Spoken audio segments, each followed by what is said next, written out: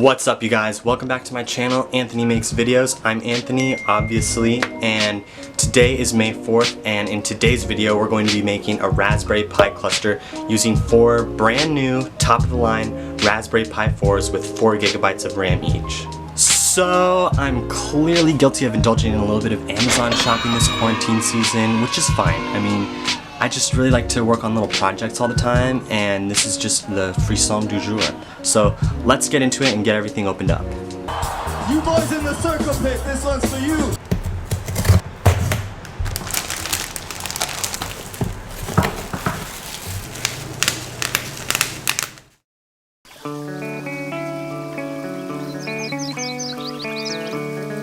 Bring that beat back. Bring that back. 2, 3, 4, hit it. Now, before we begin with the actual build, as a way of going over all the necessary parts, let's review how much this all cost me.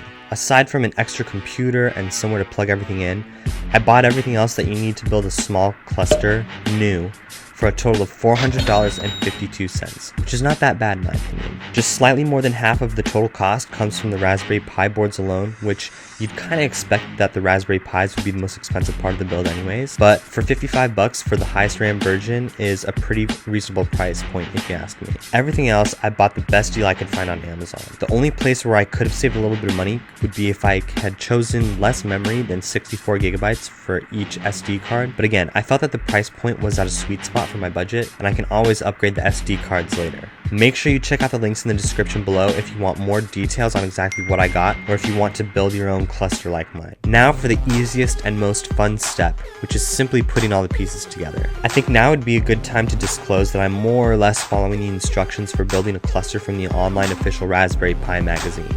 I just googled how to build a Raspberry Pi cluster, and it's the first link that popped up. This all being said, everything seems pretty straightforward, and I'm guessing that the hardest part will be just making sure you configure the communication between nodes properly. Alright, you guys, so my battery died while I was finishing putting it all together, but here it is. So we've got the Ethernet switch set up, we have the cluster, all the boards stacked up. It's not turned on right now, and then we have the power supply. So when I plug in the power supply, the fans turn on and there are these little LEDs that light up on the boards. And so I am going to load up some operating systems onto these bad boys, stick them in there, configure everything. Let's do it. Since I only have one SD card reader, I'll have to burn the OS onto the SD cards one by one on my laptop before I start the headless setup on each board, which again will have to happen serially.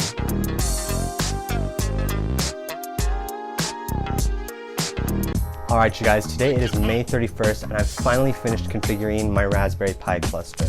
In the days since, the only hardware modification I've made is adding 128 gigabyte flash drive to the first node, or the 0th node. It's node 0 is what I call it. So is that the 0th node or the first node?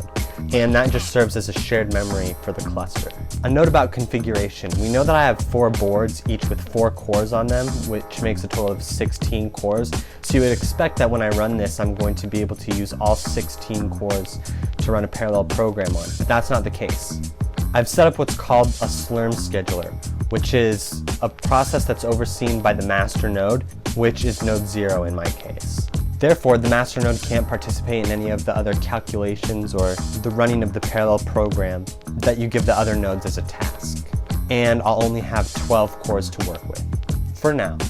I followed 2 different sets of instructions of how to configure a Raspberry Pi cluster, and I failed both times before converging on a 3rd set of instructions from medium.com, which set up the Slurm scheduler, and from there I knew how to install OpenMPI and use OpenMPI. During my struggle, before I got everything configured, I also invested serious time in building a cross compiler, which would allow me to build the programs that I want to run on my Mac or my ThinkPad, and then just move the compiled binaries over and then run those directly on the Raspberry Pis, which after a lot of work, I actually got to work, and I have some relatively stable build scripts now, so I can just get it up and running on a fresh install of my computer if I need to. That's a whole other story.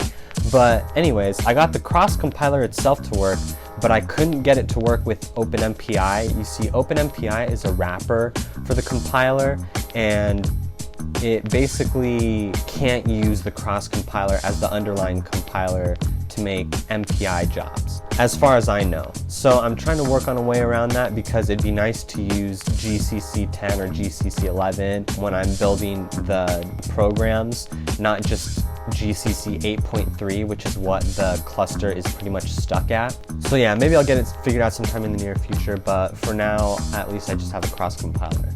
I also haven't done any rigorous testing as far as benchmarking goes, but I have successfully run a parallel program that I developed this year that's written in C that deals with generating sort of like a dictionary ordered list of Rubik's Cube scrambles of a given length. Anyway, I'll probably just make another video talking about running programs on it and such.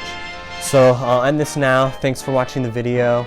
Don't forget to stay after if you want to experience the full ASMR segment from earlier. Like this video, comment, subscribe, and I'll see you guys later. So, quick update for all those who care. Watch all my videos, subscribe, comment. Do it.